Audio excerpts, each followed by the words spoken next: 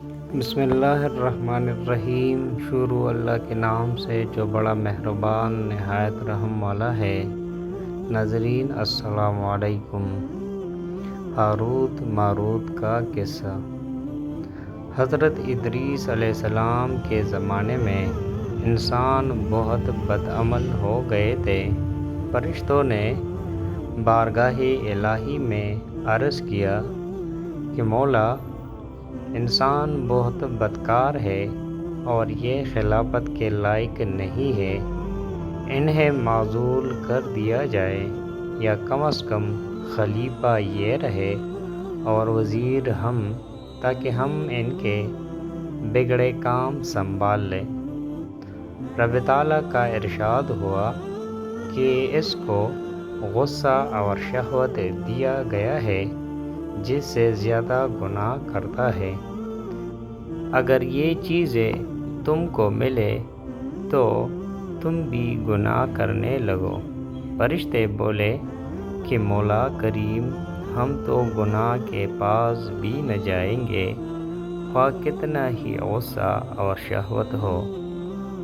حکم رب ہوا کہ اچھا، تم اپنی جماعت میں سے اعلیٰ درجے کے پرہیزگار فرشتے جانٹ لو، ان کو غصہ اور شہوت دے دیتے ہیں، پھر امتحان کے لیے جاؤ گے۔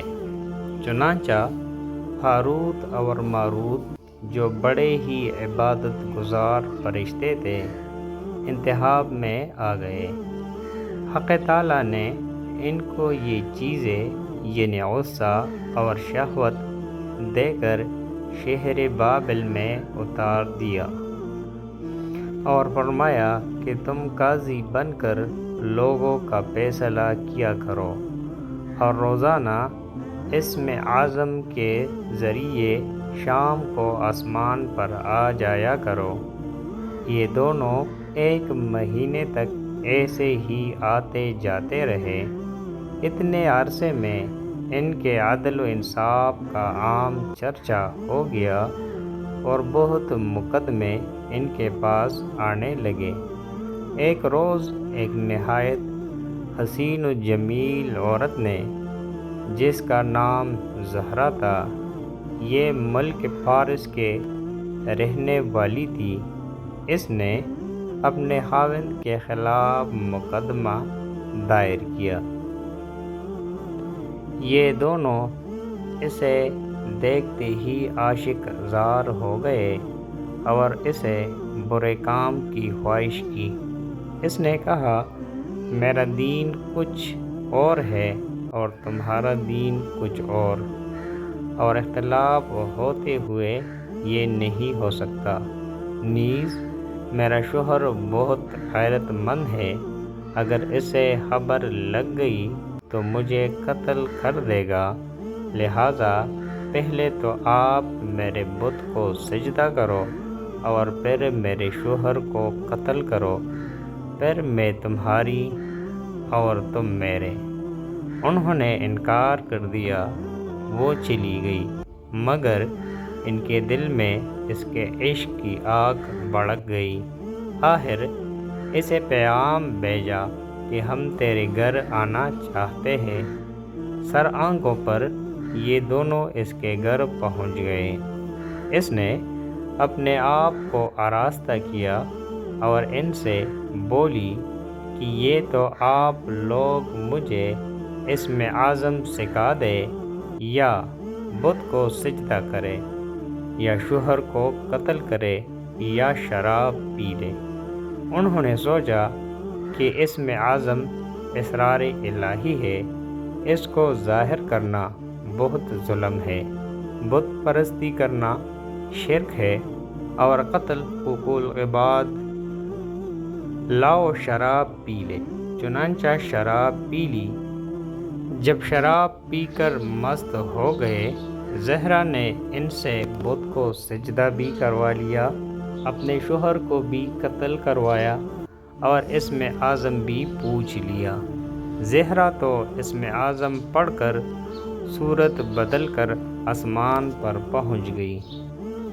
حق تعالیٰ نے اس کی روح کو زہرۂ ستارہ سے متصل کیا اور اس کی شکل زہرۂ ستارہ کی طرح ہو گئی۔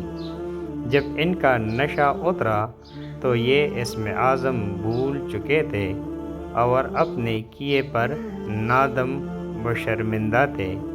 حق تعالیٰ نے فرشتوں سے فرمایا کہ انسان میری تجلی سے دور رہتا ہے۔ یہ دونوں شام کو حاضر بارگاہ ہوتے تھے، پھر بھی شہوت سے مغلوب ہو کر سب کچھ کر بیٹھے۔ اگر انسان سے گناہ سرزود ہو تو کیا تعجب ہے۔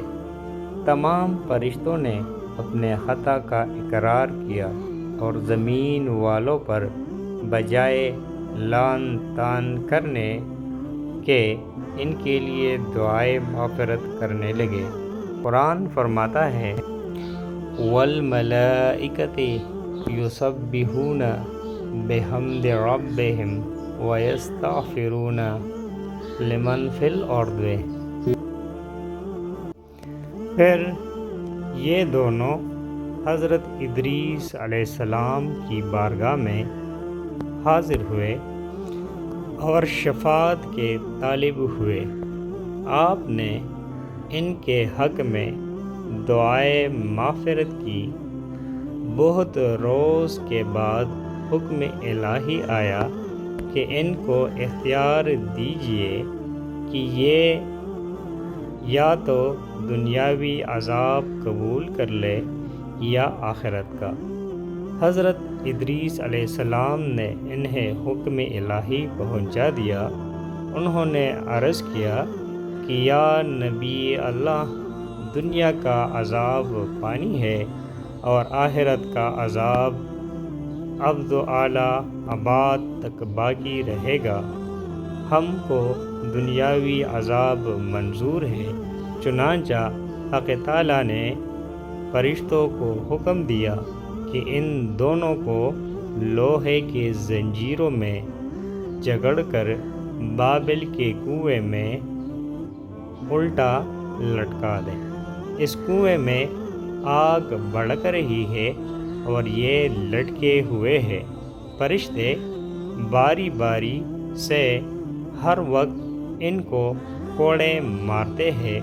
سخت پیاس سے ان کی زبانیں باہر لٹکی ہوئی ہے۔ یہ عذاب قیامت تک ایسا ہی شدید رہنے والا ہے۔